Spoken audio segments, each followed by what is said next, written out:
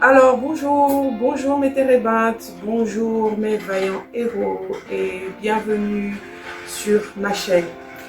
Bienvenue sur ma chaîne. Alors, je suis ravie de vous retrouver cette semaine, comme d'habitude, puisque nous avons sur cette chaîne des rencontres, on va dire, hebdomadaires pour parler donc des thèmes, des sujets, des expériences, de notre parcours, partir d'un point A à un point B. Donc, j'ai exercé pendant plus d'une dizaine d'années en tant qu'assistante sociale et j'ai décidé donc de mettre sur pied cette chaîne pour partager mon expérience, mes désirs, échanger avec vous, partir d'un point A à un point B et également partager mon parcours et mes défis journaliers, hebdomadaires, annuels dans ce chemin que j'ai choisi aujourd'hui qui est la création de richesse.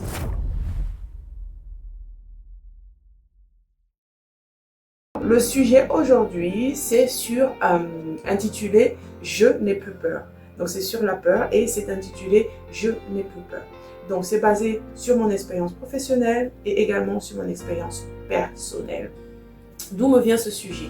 Ça vient tout naturellement parce que c'est quelque chose que j'ai traversé. C'est quelque chose que je suis encore en train de combattre. Comme vous le savez, la peur est un sentiment naturel. La peur est innée. La peur nous empêche de nous mettre en danger ou de mettre les autres en danger. Là où ça devient un problème, c'est lorsque la peur nous paralyse, c'est lorsque la peur nous lie, c'est lorsque la peur nous empêche en fait de pouvoir mettre sur pied des rêves, des projets et de rester en fait dans un statu quo.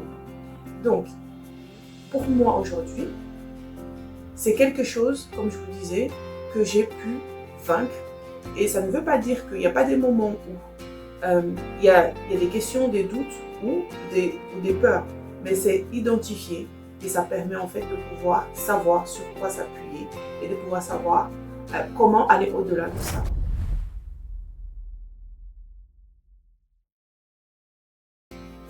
Donc il y a de cela quelques années, notamment en 2020, j'avais déjà mis sur pied une chaîne YouTube sur lesquelles je parlais effectivement de l'entrepreneuriat puisque c'est quelque chose qui m'anime. Cependant, je n'ai pas persévéré pour plusieurs raisons. Par la peur de regard des autres, par la peur en fait de ne pas être à ma place ni à la hauteur, ne pas être assez ci ni assez ça.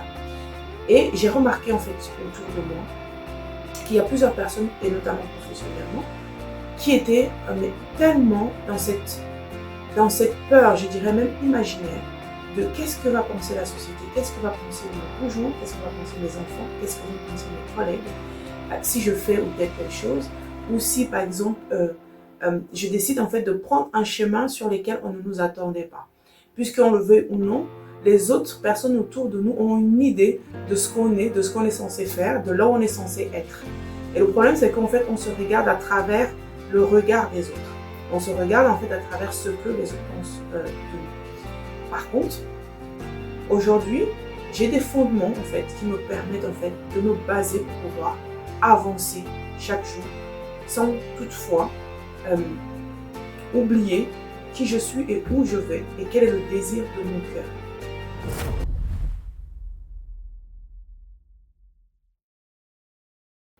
La parole nous dit, je crois que c'est dans le livre de Luc, Luc chapitre 12, si ma mémoire est bonne, qui nous dit que tout ce qui est fait dans l'obscurité sera ramené à la lumière. Alors je vous laisse faire des petites recherches. Tout ce qui est fait dans la lumière sera ramené à la lumière. Et en fait, ces versets-là m'ont permis en fait de comprendre une chose.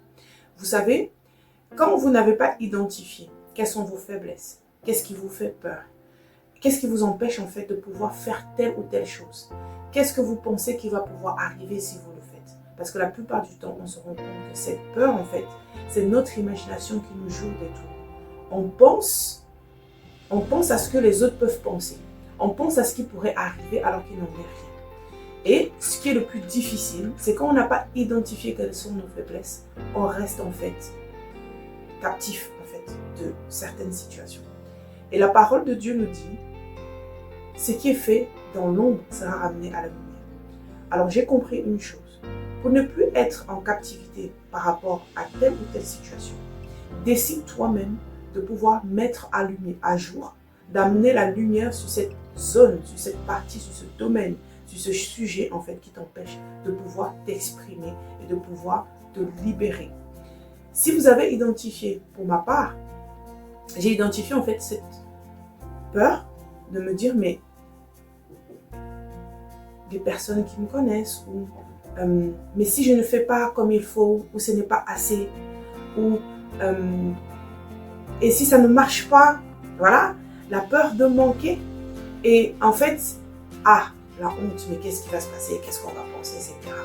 Mais en fait, le fait de savoir quels sont les points sur lesquels je me sentirais mal ou si ça venait par exemple à se savoir ou à se connaître, c'est de me dire ok, moi-même, je me pose et je prends cette chose et je me dis maintenant, toi et moi face à face, je décide en fait de prendre le contrôle sur cette situation. Et comment je fais, notamment comme là actuellement, je sais qu'il y a plusieurs personnes d'entre vous qui n'osent pas par exemple faire ce que je fais maintenant et qui ont vraiment ce désir-là. Moi je me suis dit, ok, qu'est-ce qui t'anime?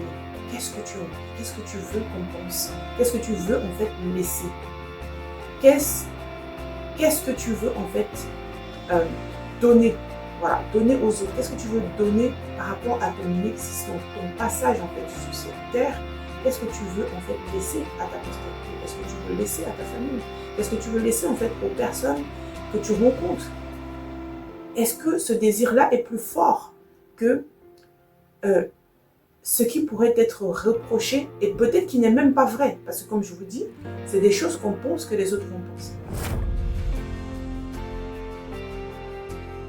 On est peut-être le centre d'intérêt où on est si important que ça. Finalement, ce n'est pas souvent le cas.